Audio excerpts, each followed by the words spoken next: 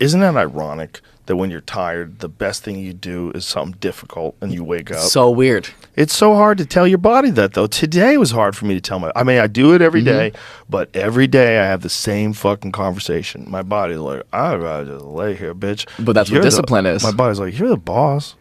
Nobody can tell you what to do. Shut the fuck up. We don't have to get up and do anything. I'm like, you literally work for yourself. You don't have to be at work until 1:30. What are you doing? Go back to sleep. But then you have to ask yourself, what would David Goggins do? David Goggins already be up. He's up. You can't decide to live your life by what that guy does, because you'll die. He's one of the scariest people. Like you don't have to live this extreme, man. But he's lovely. He's a great guy. Like I want to meet him someday. He seems very cool. I love him to death. As a human, he's great. He's a cool guy. I like his motivation. I like being around positive people that inspire me to do better. And when he trusts you, like he knows you, he's cool as fuck. He's a fun guy. Did he get into it with Stavros? Get into it? Yeah. What do you mean? Like, were they upset with each other? Stavros, the comic? Yeah. No, really?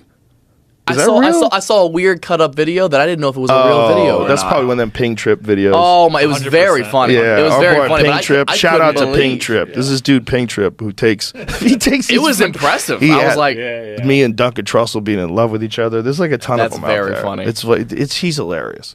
He does a great job with those. Duncan's a good guy. Yeah, too. I don't think Stavros would say jack shit to David Goggins. Yeah, I was like, what? Nobody's going to talk shit to that guy. He's terrifying. His fucking will and resolve is terrifying.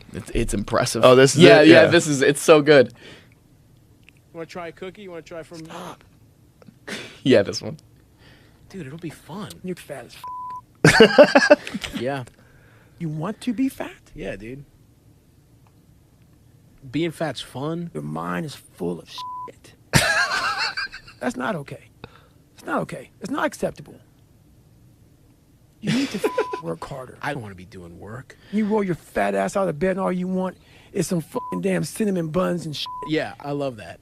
Man, you are a piece of shit. Oh my God, this is horrible. Yeah, man, that's why I was like, harsh. Are they okay?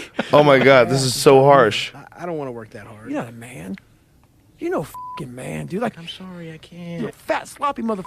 Okay. This is too real. It was aggressive. I was genuinely concerned. Stavros is one of those guys. He's so funny. I don't care if he's fat. Stay fat, bro.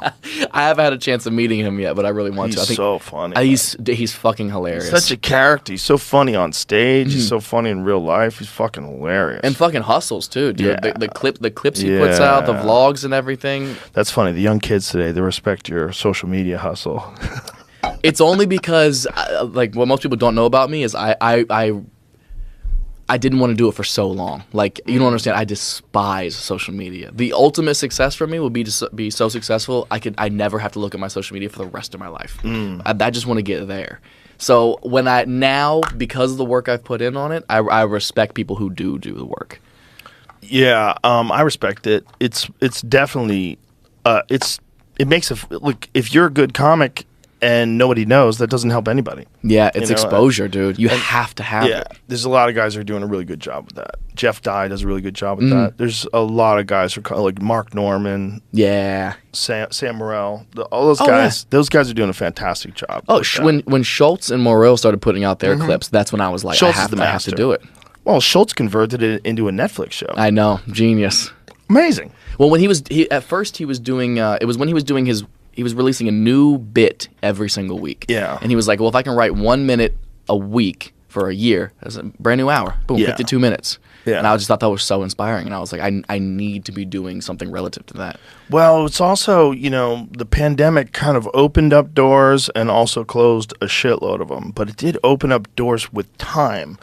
And when you're just sitting there and you can't do the normal thing that you do, you start thinking, okay, feel sorry for myself. That's all over. Let's get over that. And now let's figure out, what can we do? Yeah. And if you're a hustler, if you're a guy who's like, like a guy like Andrew, who's always trying to figure things out and get ahead and do better. Innovative. It's like, so he created like and by the way, it's a totally different style of comedy than his stand-up, which is interesting because it's these rapid fire punchlines Whereas stand-up is much more engaging, Yeah. and he pauses more, he laughs a lot. More he's having- personable. Yes, yeah. So this is like a different kind of comedy. Mm-hmm. But it was like really the best kind of comedy for the pandemic. Yeah. Like short attention span, Oh, rapid yeah. fire jokes, very silly, and turn your phone sideways.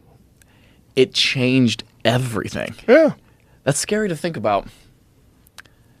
You had to do it. You got to do something. It was almost like a late night show, the way he wrote that material. Yes.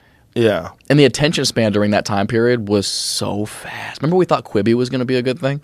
I never thought it was going to be a good thing. Nobody in their right fucking mind did, but Hollywood went, well, everyone's watching short things now. And everyone, are you sure? Well, everyone's on their phone. Those are always short videos. What they don't understand is that you can't just set out to create a successful show like that or a successful thing like that and throw a bunch of money at it and know that it's going to be successful. No. You have to let them become successful, then you acquire them. Mm-hmm. That's the only way. Yeah. Like if you're because they'll give up, just like they give up with a TV show. If you have a TV show on ABC, you know, and then the first few episodes come out and it doesn't do well, and then it drops off with the fourth, Yeah. you're done, son. Yeah. Over. But if you have something that you've developed on your own and you put it on, and these videos go viral naturally, then it makes sense that you have like a channel where there's 10 seconds of these videos that have already gone viral and people know to look for them. But if you're trying to get people to sign up for some new fucking thing while YouTube already exists, Yeah. and you're going to dump all the, unless you're like completely uncensored, like Rumble or something like that, that kind of makes sense. That makes sense. But you're not going to be able to compete with them in terms of just entertainment. There's everything on there. I will respect them taking a risk that Hollywood just doesn't do anymore. Every meeting I go into now is like, so what reboots do we want to do? Right. Like, that's a real conversation every single meeting I have, and it's so sad. Well, there's probably less projects than ever before. Yeah, And definitely. There's probably less money than ever before and less certainty. I mean, nobody wants to sit through 8 p.m. to 8:30 p.m. and watch 3 different commercial breaks. Yeah. We don't want to do that anymore. People No. are done with that. Yeah. That shit's stupid. And yeah, unless you're a sitcom, that's the only thing Yeah. that really lives. Yeah. That's, middle of America. Yeah. And then you're watching arthritis commercials. Yeah. Come on. What are we doing here?